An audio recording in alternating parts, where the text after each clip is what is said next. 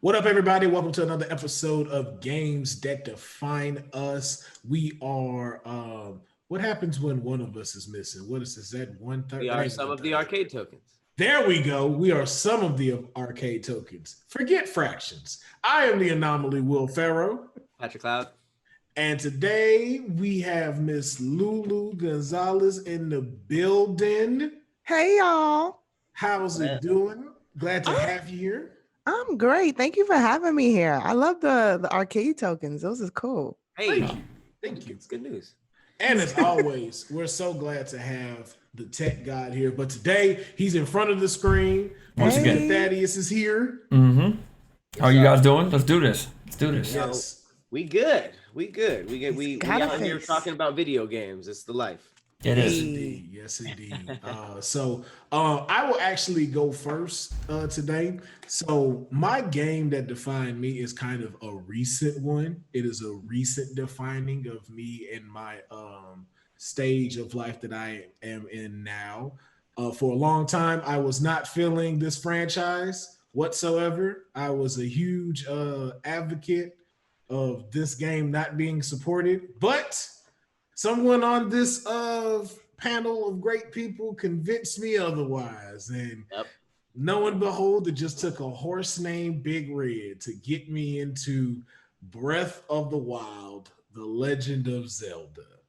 Wow. Yes. Again, was not feeling any of them, but this is the one that got me into it. It is just going into your imagination and just running it, like it's literally just running wild, like just not even to be just ironic about it. Like it is so much fun. You get to get horses, you can cook. There's a main story I haven't even started yet. I'm just so taken back by the whole like land. You can chase dragons. There's so many things that you could do. Yeah, and then like you can change his outfit for the conditions that he needs to be in the like cold, in the fire and stuff like that.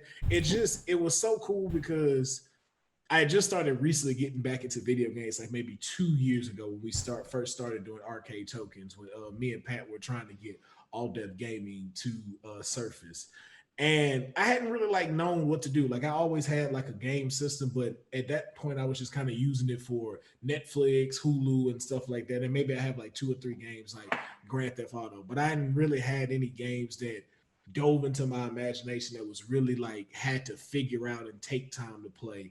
And Breath of the Wild was that one that really was just like, I want to play this from beginning to end, figure this stuff out, and do the best I can and continue in Link's journey. So that's mine for one of mine that defined me. Man, this game is so vast and overwhelming. It almost like it's almost scary to just go into the black parts of the map that you haven't explored yet and just like finding things. And you don't even like Will said, you don't even really need to dip into the storyline all the time, even though the storyline is amazing. The graphics are amazing. And I even heard like they did a technique where they don't Link never like Zelda games never try to be hyper realistic so that you don't really like you can't really guess what year they were made. You know, like every game that tries to be realistic, like you could tell like a year or two later that they're dated, but they always have their own animation style so that 20 years from now, 40 years from now, this will look exactly how it was supposed to look and it would look timeless. And it really is that. It's a timeless game. I was calling out sick from work when this dropped. Like I was literally obsessed with this game. And I'm so glad that I was able to get a non-Zelda liker to like this game too. That was a big win.